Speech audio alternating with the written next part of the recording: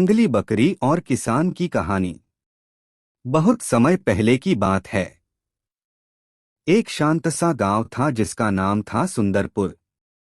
चारों ओर हरियाली, खेत खलिहान और दूर दूर तक फैले हुए जंगल। इसी गांव में एक सीधा सादा किसान रहता था जिसका नाम था मोहन। मोहन मेहनती था लेकिन बहुत गरीब। उसके पास थोड़ी सी जमीन थी जिससे वह बड़ी मुश्किल से अपने परिवार का गुजारा करता था।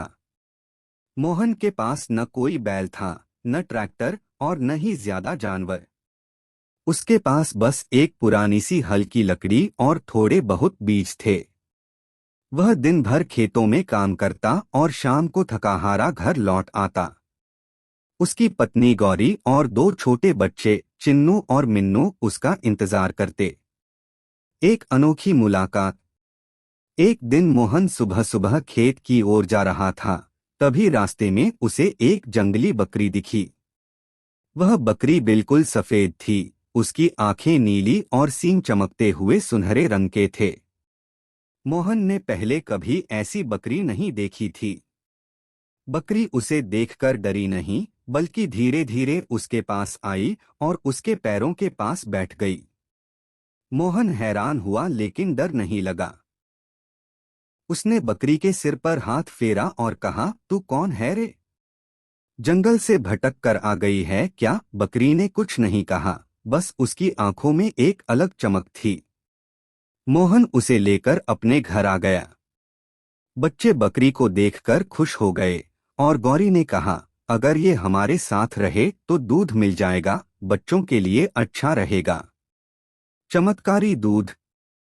अगले दिन सुबह जब मोहन उठा तो देखा कि बकरी ने घर के बाहर एक कटोरी में खुद दूध निकाल दिया है। वह दूध किसी आम दूध जैसा नहीं था, उसमें हल्की सी चमक थी और उसकी खुशबू मिठास से भरी हुई थी।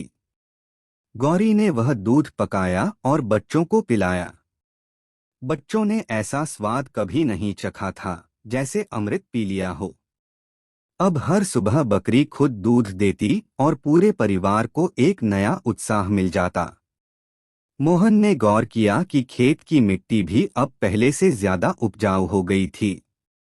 जहां वह पहले सिर्फ 2 बोरी गेहूं उगाता था, अब वहां से 5 बोरी निकलने लगी। मोहन ने सोचा, जरूर इस बकरी में कुछ चमत्कार है। गांव वालों की जलन। धीरे धीरे गांव में चर्चा होने लगी कि मोहन के खेत अब खूब फल फूल रहे हैं। कुछ लोग खुश थे, पर कुछ लोगों को जलन होने लगी।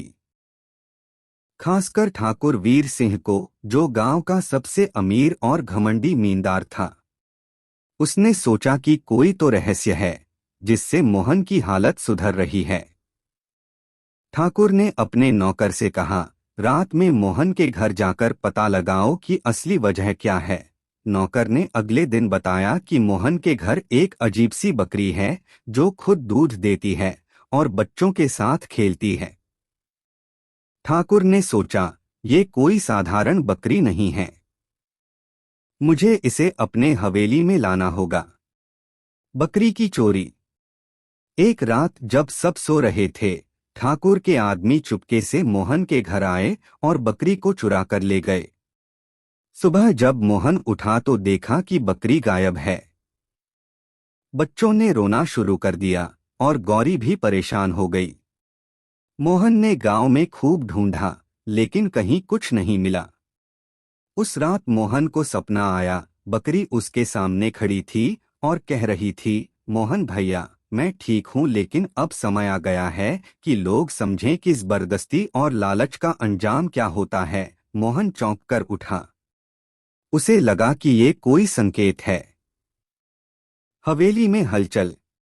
उधर ठाकुर ने बकरी को हवेली में एक सुंदर बाड़े में रखा, लेकिन बकरी ने न दूध दिया और न ही कुछ खाया। वह चुपचाप बैठी रही। फिर एक रात कुछ